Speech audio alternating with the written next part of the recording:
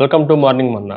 వాక్య దర్శనం కొరకు ఇర్మియా గ్రంథం 32వ అధ్యాయం 42వ వచనం.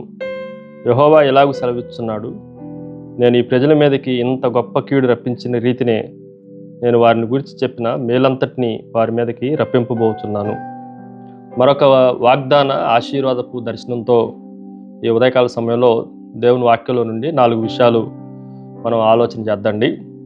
దేవుడు మనందరి మీదకి దేవుడు తలంచిన మేలంతటిని తీసుకొని రావాలి అని అంటే 4 ముఖ్యమైన పనులు మనం నిర్వర్తించాలి. మొట్టమొదటిది బైండింగ్ విత్ గాడ్. దేవునితో సంబంధాన్ని కలిగి ఉండాలి. దేవునితో బంధం ఏర్పరచబడకుండా మేలు కలగటానికి అవకాశం లేదు. 32వ అధ్యాయం 38వ వచనం 39వ వచనంలో, వారు నాకు ప్రజలయుందురు, నేను వారికి దేవుడినయుందును, మరియు వారికిని వారి కుమారులకును మేలు కలుగుటకై. వారికి వారి కుమారులకు మేలు కలగాలి అనంటే మనము దేవునికి ప్రజలై ఉండాలి, ఆయన మనకు దేవుడై ఉండాలి. Binding with God. రెండో విషయం బిహేవియరల్ చేంజ్. ప్రవర్తనలో మార్పు ఉండాలి. 32వ అధ్యాయం 40వ వచనంలో, నేను వారికి మేలు చేయటం మానుకున్నట్లు నిత్యమైన నిబంధనతో వారితో చేయుచున్నాను. దేవుడు మనతో మన ప్రవర్తనని ఆయన చూస్తున్నాడు. వారి హృదయములో నా ఎడల భయభక్తులు పుట్టించెదను అన్న మాటలో భయభక్తులు ఉండాలి, శుద్ధమైన హృదయం ఉండాలి, దేవునికి విడిచిపెట్టని ప్రవర్తన మనలో ఉండాలి. అది మన ప్రవర్తనలో మార్పును గురించి తెలియజేస్తున్న మాట. మూడో విషయాన్ని మీకు జ్ఞాపకం చేస్తాను. Believing in God's promise. దేవుని వాగ్దానాన్ని నమ్మాలి.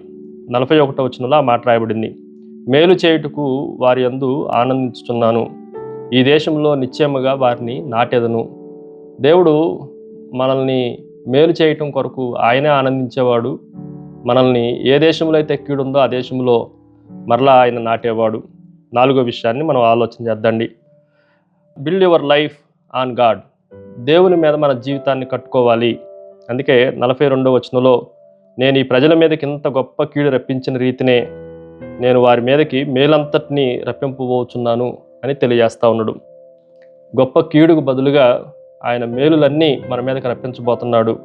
కాబట్టి ఆయన మీద మన జీవితాన్ని కట్టుకోగలిగితే దేవుడు ఉద్దేశించిన మేలంతా మన మీదకి రావడానికి అవకాశం ఉంటుంది. ప్రార్థన. సకల ఆశీర్వాదములకు కారణభూతుడవు తండ్రి, మరొకసారి నిన్ను స్తుతిస్తున్నాను తండ్రి. నీ హృదయంలో ఉన్న మేలంతటితో మమ్మల్ని మా మీదకి, మా పిల్లల మీదకి రప్పించి మహిమ పొందమని యేసు నామమున అడిగి వేడుకుంటున్నాం తండ్రి. ఆమెన్. God bless you.